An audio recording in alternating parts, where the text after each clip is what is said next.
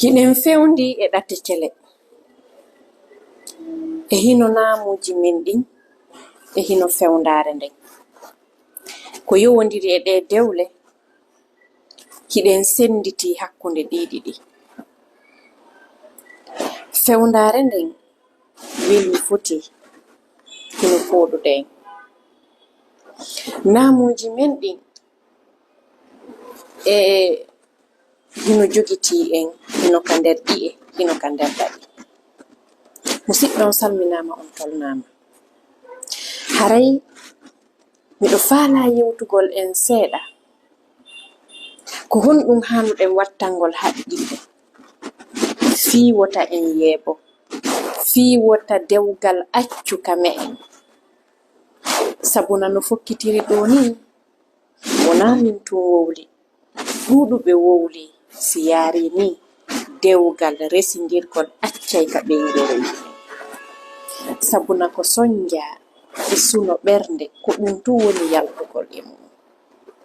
Sabuna non en alaa anndude ko laawol hongol jokketen si en hewtii e ngal ɗatal kaɗe e fotti ɗon ka ɗate cele.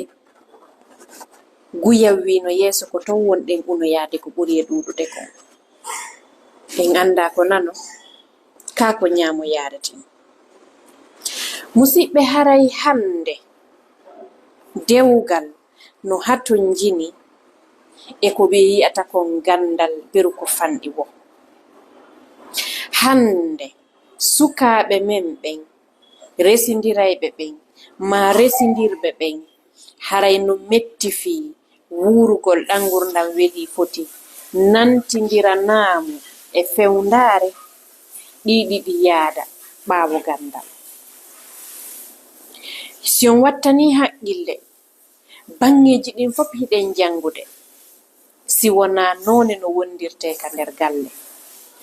Ka nder galle ko honɗum wonɗen e janngude, ko naamuuji ɗi tawɗen ɗin, e ɗum kadi ko ganndal wattanaangal haqqille, koko yiiruɗen mawɓe ɓen kon, koko yiiruɗen kotiraaɓe ɓen kon. Ɗuuɗaa e me'en joƴƴinteeɓe yewtee a warray ni si ɗum ɗo waɗi. Ko yewteteɗen kon, ko ɓuri ɗuuɗude kon ko ngal dewgal ngal wela. Hannde si tawii ko yel laaɓutir, hiɗen haani janngugol annden ko honɗum woni giggol, ko honno ngol giggol jogitortee, ko honno ɓe yimɓe ɗiɗo waawi wondirgol ka dewgal maɓɓe. Si tawii wonii anngal nantodiral arii, ko honno ɓe gerdata ɓe nyawnda. Hiɗen haani anndugol ko honno ɓe e gerdata ɓe yewta, ɓe nanondira. Hiɗen haani anndugol ko honno ɓe e hollindirirta giggol hara ko ɗum yo ɓannindirɓe jogidira ɓe. E ɗum ɗon ɓaynaa yen ɗaynindir, en anndaa ɗum. Alaa ka naamu men, en marangal ganndal ɗon. E hinole hiɗen haton jini e maggal, si wonaa ɗum dewle ɗen yeeɓoto. Ɓayru yo henan on. Si welii fotii on heɓaaki ka dewgal o ɗaɓɓoyte nokkugo. Ko ɓayru yo henan on, Allah no jonni en on welii fotii ka dewgal men. Ko yon fellitu kadi jogitoɗon, naamu men ngon hino haɗi en wuurugol on welii fotii.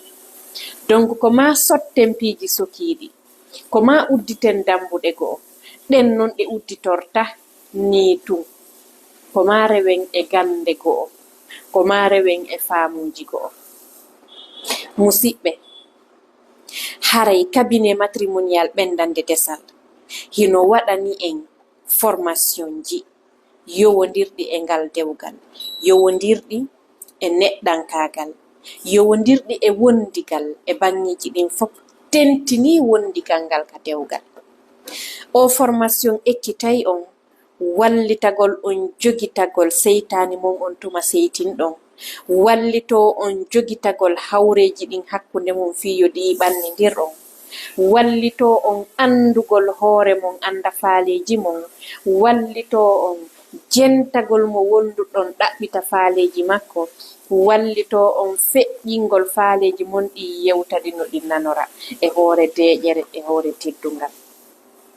Musidɓe, min wi'aali formation ko min ɓannani en kon ko oɗo tun haton jinɗen kono oɗo ko fuɗɗorde e ko haton jinɗen kon hiɗen waawi wallidirgol jomiraɓe gande ɓen yo piitidir gande mum ɗen haray heɓen ko tawata hino yeɗɗi waaway en wallitagol hande ko fuɗɗorde woni ɗum ɗo enen en fuɗɗike wonno neeɓi seeɗa ko fuɗɗiɗen haray hiɗen tori ballal e bangiji ɗin fof ko tawata waaway en wallitagol sabuna annuye men on ko annuye towuɗo annuye men on ko yo wonu e nder duuɓi 10 ɓaawo hikka hara jama on wiyay alhamdulillahi banni mi rewi e ngol laawol ɗo mi jangi ngal gandal ɗo mi waawi wondude e ɓeygu am e moodi am hara ko yen wi'u alhamdulillahi banni ɗum ɗo waɗa ɗum ɗo joni no dandude jama on seedigal ka nder galleli maɓɓe ko yen wi'u alhamdulillahi